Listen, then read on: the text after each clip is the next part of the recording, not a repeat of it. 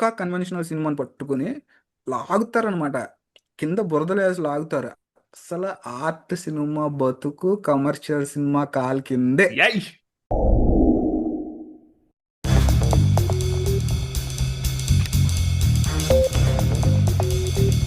ఎనిమిది వసంతాల గురించి చెప్పాలి అంటే ముందు ఫిలిం కంటే ఫిలిం చుట్టూ ఉన్న డిస్కోర్స్ గురించి కొంచెం మాట్లాడదాం.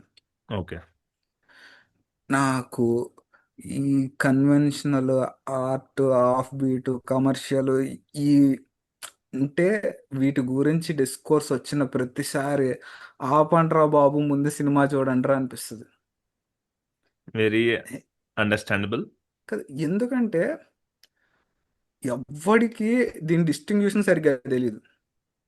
ఓకే, పక్కా కన్వెన్షనల్ సినిమాని పట్టుకొని లాగుతారనమాట. కింద బురదలేసి లాగుతారు.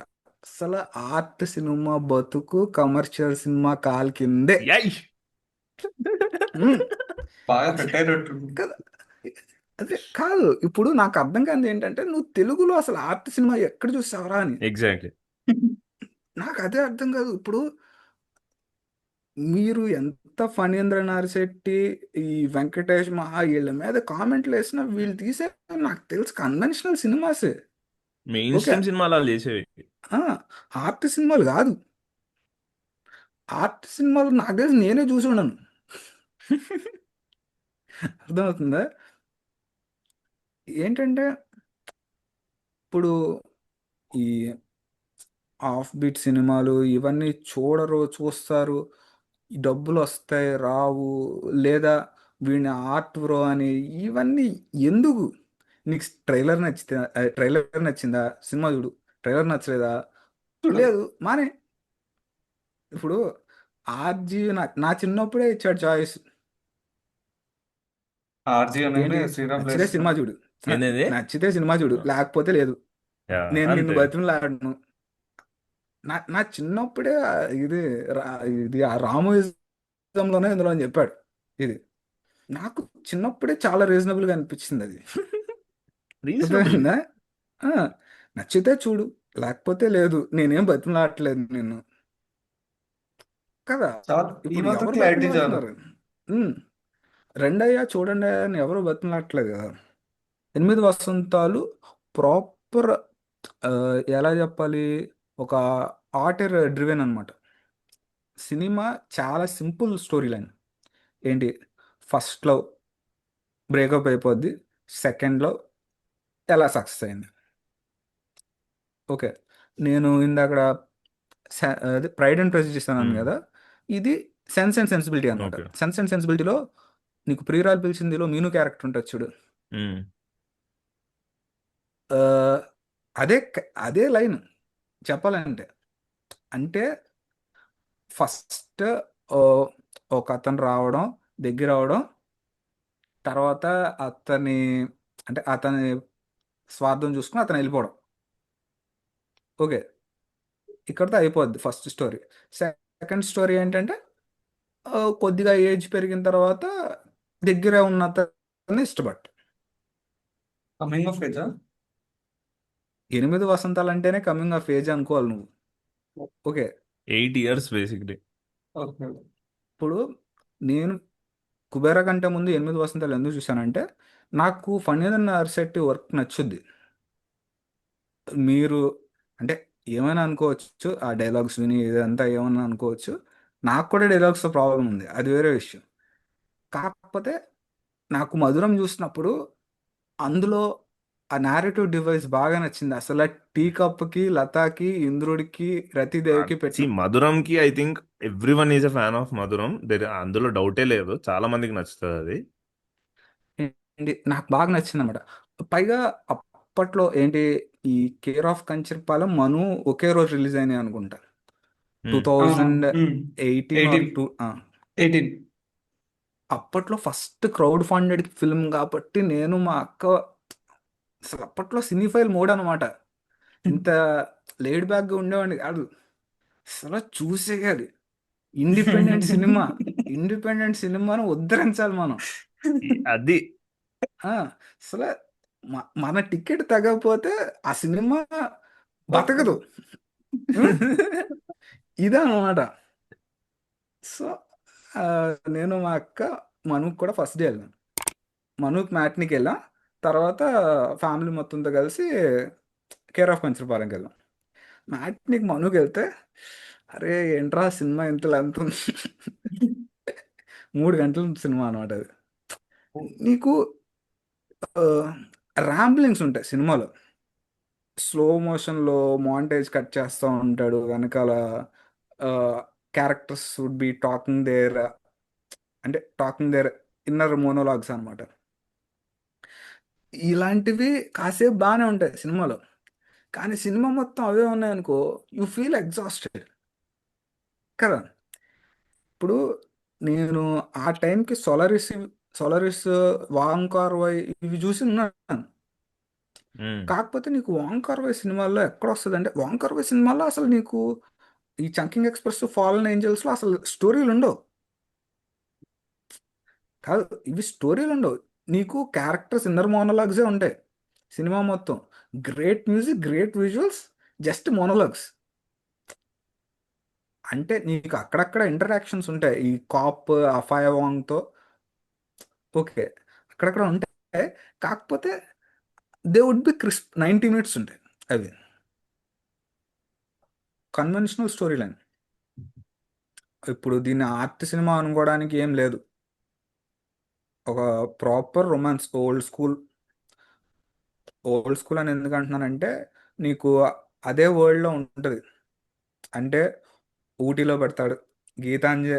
ఇప్పుడు గీతాంజలిని చూసి హనురాఘవపూడి అందాల రాక్షసి తీసినట్టు ఆ, ఊటీలో పెడతాడు. ఊటీలో తెలుగు ఫ్యామిలీస్, ఒక అబ్బాయి వస్తాడు. అక్కడ నీకు కొన్ని సీన్స్ చాలా బాగా కన్సీవ్ చేసుకున్నాడు. కాకపోతే ఏమవుతుందంటే నీకు టూ లిటరరీగా అనిపిస్తుంది సినిమా. ఎలా చెప్పాలి, హీ షోస్ నీకు కావాల్సిన ఇన్ఫర్మేషన్ అంతా చూపిస్తాడు. మళ్ళీ దాని మీద ఇంకా వాయిస్ ఓవర్ వేస్తాడు. ఆ ఓకే. వాయిస్ ఓవర్ కూడా నీకు ఎలా వేస్తాడు, సాయి మాధవ్ బుర్రా స్టైల్లో వేస్తాడు. ఇప్పుడు నాకు ఆ, అలాంటి డైలాగ్స్తో ప్రాబ్లం ఉంది. సాయి మాధవ్ బుర్రా, త్రివిక్రమ్ శ్రీనివాస్, అండ్ ఇంకెవరు ఉన్నారబ్బా. మొన్న ఈ టైగర్ నాగేశ్వరరావు దేంట్లోనో, ఈగల్లో కొన్ని సినిమాలు ఉన్నాయి. అసలు నాకు ఆ డైలాగ్స్ వినబుద్ధిగా, ఆ డైలాగ్స్ లా ఎవడు మాట్లాడుకోవడం అనిపిస్తుంది. పోనీ ఆ డైలాగ్స్ లాగా డైరెక్టర్ ఇది కన్సీవ్ చేసుకున్నాడు అందాం అనుకున్నా సరే, నేను 50s నుంచి సినిమాలు చూస్తున్నాను. నేనేమి ఈ 90s నుంచి 2000s నుంచి చూస్తున్నాను కాదు, 50s నుంచి కూడా. ఆ, ఎవడు రాయుడు. అర్థమవుతుందా? నేను ఆ పింగళి దగ్గర నుంచి చూస్తున్నాను అనమాట. పింగళి నాగేశ్వరరావు ఎవరు ఉంటారు, రైటర్. ఆయన కూడా నీకు కొత్త కొత్త ఆ, పదాలు కనిపెట్టి వాడుక భాషలోనే రాస్తాడు తప్ప నీకు ఎక్కడా ఎబ్బెట్టుగా అనిపించదు. ఇప్పుడు లిటరరీ లాంగ్వేజ్ వేరుంటుంది, మాట్లాడుకునే లాంగ్వేజ్ వేరుంటుంది. యా. ఇప్పుడు ఆ, నువ్వు విపరీతమైన కవిత్వం చెప్పాలి అనుకుంటే నీకు అది పుస్తకంలో బాగానే ఉంటుంది. ఇద్దరు మనుషులు మాట్లాడుకునేటప్పుడు వాళ్ళు కవిత్వాల్లో మాట్లాడుకున్నారు అనుకో, నీకు వాట్ అనిపిస్తుంది అనమాట. అదే కదా. యా. సో నాకు ఫస్ట్ హాఫ్ మొత్తం, ఆ ఆ ఫస్ట్ హీరో అమెరికా నుంచి వచ్చినప్పుడు ఇది మొత్తం నాకు బాగానే ఉంది. అరే, హీఈస్ గెట్టింగ్ సమ్వేర్. నేను ఎందుకని ఫస్ట్ డే వెళ్ళానంటే, I still believe he can deliver something I like. Okay. అర్థమవుతుందా? అంటే నాకు మధురం నచ్చింది, మను పెద్దగా నచ్చలేదు. మధురం నాకు కూడా చాలా ఇష్టం. అండ్ నెక్స్ట్ నేను ఈ సినిమా నుంచి ఏదో ఒకటి, సమ్ గుడ్ టైం నేను ఎక్స్పెక్ట్ చేసి వెళ్ళాను. నాకు ఈ డైలాగ్స్ కొన్ని, అంటే కొన్ని అవసరం లేని సీన్స్ ఉన్నాయి. ఆ అవసరం లేని సీన్స్ కూడా ఎలా చెప్పాలంటే, నాకు ఈ మధ్య మెంటల్ సినిమాలు అంటే బాగా ఇష్టం. మెంటల్. మెంటల్ సినిమాలని ఎందుకంటానంటే, నీకు ఒక పాయింట్ని దాటేసి వెళ్ళిపోద్ది అనమాట ఇంటెలిజెన్స్. రెట్రో అందరూ తిట్టుకున్నారు, నాకు నచ్చింది రెట్రో. ఓకే. యానిమల్ నాకు ఫస్ట్లో నచ్చలేదు సినిమా. యానిమల్ నాకు ఫస్ట్లో నచ్చని పార్ట్స్ నాకు ఇప్పటికీ నచ్చలేదు. కానీ నేను ఫస్ట్ రోజు ఎంజాయ్ చేసిన పార్ట్స్ నాకు ఇప్పుడు ఇంకా పెరిగినాయి అనమాట. ఇప్పుడు 3.5 hours ఉంది కదా సినిమా, నాకు 2 hours బాగా నచ్చింది సినిమా. ఓకే. నాకు ఆ 1.5 hour ఎక్కడ ఎగ్జాస్టింగ్ అనిపిస్తుంది. నాకు ఆ 2 hours మాత్రం నాకు బాగా నచ్చింది. నేను ఆ 2 hours కోసమే చూస్తా, మళ్ళీ రివాచ్ చేస్తా. ఇప్పుడు ఆ సినిమా నచ్చింది అనాలా లేదా తిట్టుకోవాలా? సో నేను నేను నచ్చిందనే చెప్తా, ఎందుకంటే ఆ, ఇది the goods overweigh the bads, అంతే కదా. అంతే అంతే. సేమ్ టు సేమ్ నాకు రెట్రో కూడా అదే అనిపించింది. ఇప్పుడు నువ్వు బోరింగ్గా చెప్పు, నేను మిడ్కి బోరింగ్కి ఒక డిస్టింక్షన్ ఇస్తాను అనమాట. మిడ్ అంటే ఏంటంటే ద ఫిల్మ్ ఫైర్స్, కొన్ని సీన్లు అయినా సరే సినిమా ఫైర్ అయ్యిద్ది. యా. కొన్ని సీన్లు నీకు ఎగ్జాస్టింగ్ అనిపిస్తాయి. ఓకే. దాంతో నువ్వు మిడ్కి వస్తావు అనమాట.